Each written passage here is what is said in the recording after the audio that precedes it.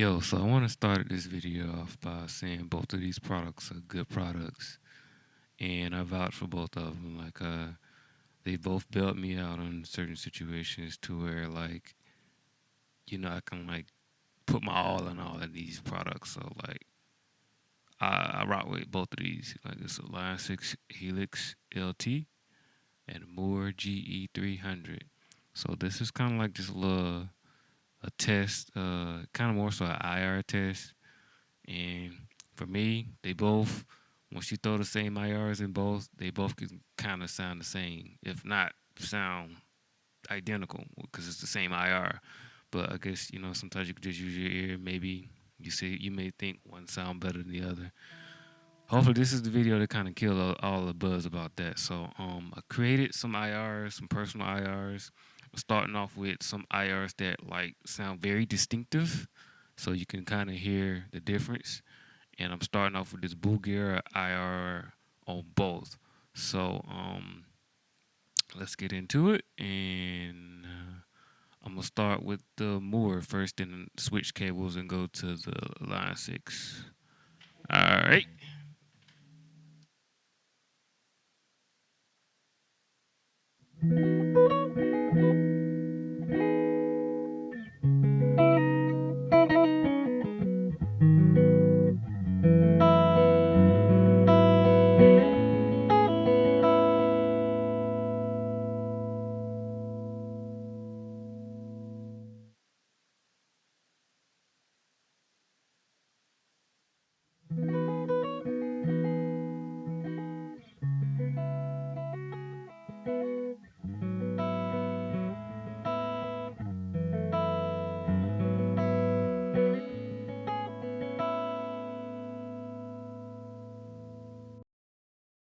So that was a Bulgara IR on both. I'm gonna switch to I think like a Fender Twin maybe IR.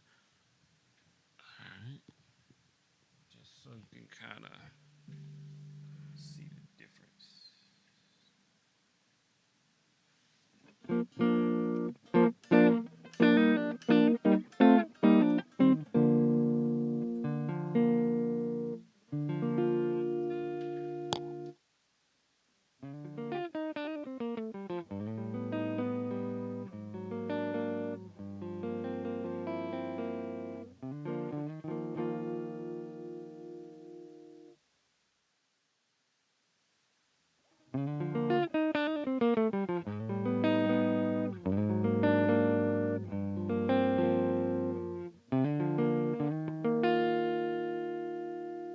So as you can see probably a little bit by now that they start to sound similar. And only difference maybe is in volume levels, but it's literally nothing on the channel, strictly the IR by itself, just running through the processor and going straight out. I'm actually honestly using the same exact cable, so there's no cable difference or sound difference as far as cables. I'm using pig hog cables and got literally the same cable for both of them, running them straight into the interface. Trying to match the volume levels as best as I can, but and I'll do a couple more so you can just kind of still hear the difference. But the first was a Bugera IR. This one was a Tweed kind of Fender Twin IR. I'm gonna probably go to. I'm gonna try out like it's a Fender Princeton IR. It's kind of light, I believe. Should be. All right, here it goes.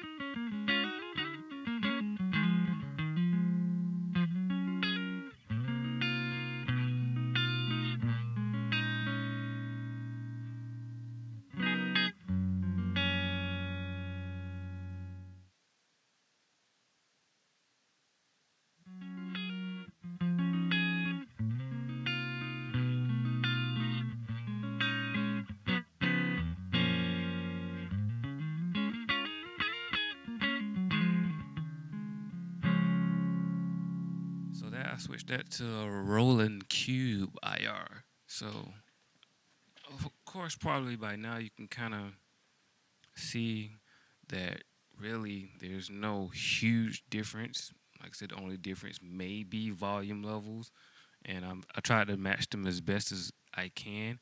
I know like a weird thing that the Helix do that the Mooer doesn't do is sometimes when you switch in IRs or when you first upload your IRs, they drop their levels. As you can see, the overall level they usually drop it to around negative 18 dB. I'm not sure why, but I try to like just zero it out. Sometimes that seems to be too loud, but I like to kind of like get the full effect of the sound, which Mooer already does that as far as having it at 0 dB when you upload your IRs. They're not